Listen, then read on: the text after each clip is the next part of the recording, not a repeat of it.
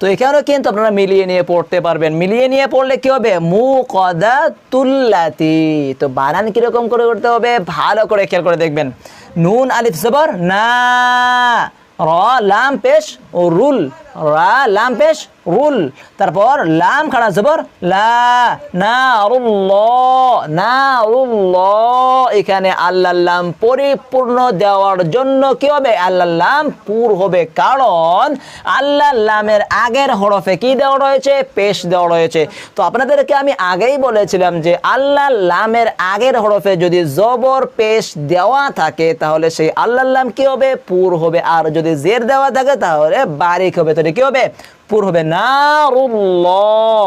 তারপর হা লাম জের হিল, মিম ওয়াও পেশ মু, কফ জবর ক, দাল জবর তা, তা পেশ তু, তো কি হবে? নারুল্লাহিল মুকাদ্দাহ।